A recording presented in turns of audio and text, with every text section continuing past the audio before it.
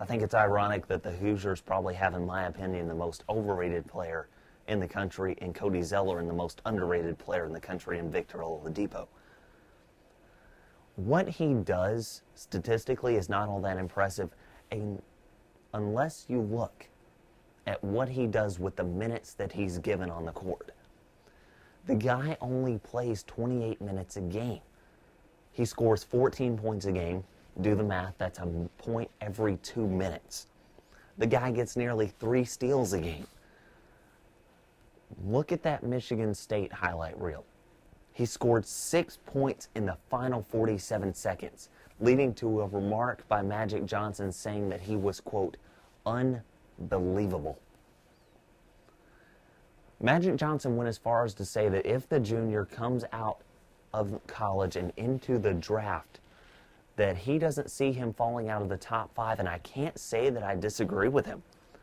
Oladipo has the capacity to put this team on his back, and we saw that Tuesday night. It's pretty fitting for a guy whose first name is Victor, isn't it? As the NBA deadline approaches and is just a week away, an interesting move would be Josh Smith from Atlanta. Atlanta is not shy about trading away stars, as they did last year by giving up Joe Johnson to the Nets. What I'm interested in seeing, though, is if any team is willing to accumulate his contract. He's got 2 years left and $25.6 million. And he's wanting big money, which I'm assuming is about that 15 to 20 million a year range once that contract is over.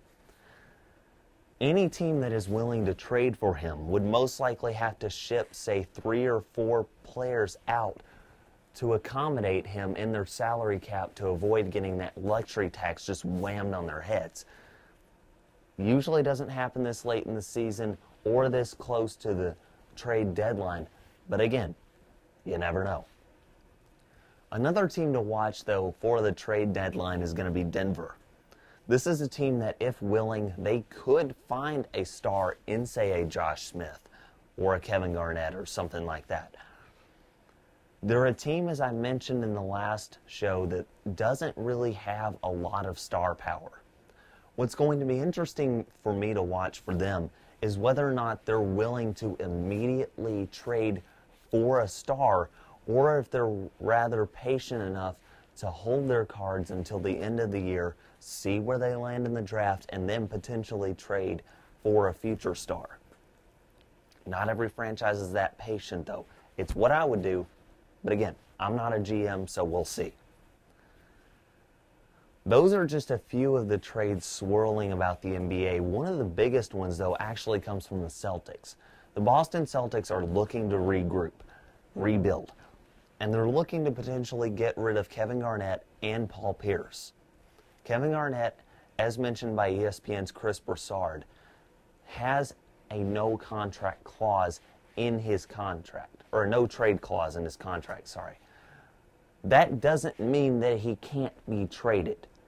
What that means is he has to personally approve any trade before it actually happens. He's one of only 4 players in the NBA that has this in his contract. Boston needs to get younger. One way they can do that, and a team that they've been looking at to trade with, is the Clippers. They're looking to try and get Eric Bledsoe and DeAndre Jordan, and it's a trade that the Clippers is split on from the inside. The front office doesn't want to trade away their young star power, but the head coach, Vinny Del Negro, does, and the reason why is he wants another star to complement Blake Griffin and Chris Paul to make a championship run this year, because despite the fact that they've done a pretty good job this year, Vinny Del Negro is on the last year of his contract, and he wants to win now to get a big contract later on. But let's keep it in Los Angeles for a second. A lot of people are talking about what's going on with the Lakers. There's a lot of speculation about it. And I was debating internally whether or not I was even going to bring it up, because so much discussion has been on the Lakers this season. But I thought I would give you a quick rundown. First off, Kobe is a pain to play with. Ask Shaq. Ask any one of his former teammates. When Kobe Bryant retires in 5 years, or whenever it's going to be, ask any of the guys on his team now, and they'll probably say, yeah, he was a pain. He looks to be a pain. I mean, any guy that rips a dude for sitting out after having a shoulder injury in which the doctor has said, hey, don't play, that's kind of a painful guy to play with. One thing I don't understand about this team, though, is what they're doing from the inside. They got rid of Andrew Bynum. They traded him to the 76ers. Andrew Bynum was a guy with a lot of talent, didn't want to play. And they instead bring in another guy in the exact same position, Dwight Howard, got a lot of talent, doesn't really seem to want to play for this team. Kobe Bryant hates playing with him. And it seems like Dwight Howard hates playing with Kobe. Steve Nash has questioned what's going on with Dwight. Even Phil Jackson, former Lakers head coach, has questioned what the Lakers are doing right now with Dwight Howard.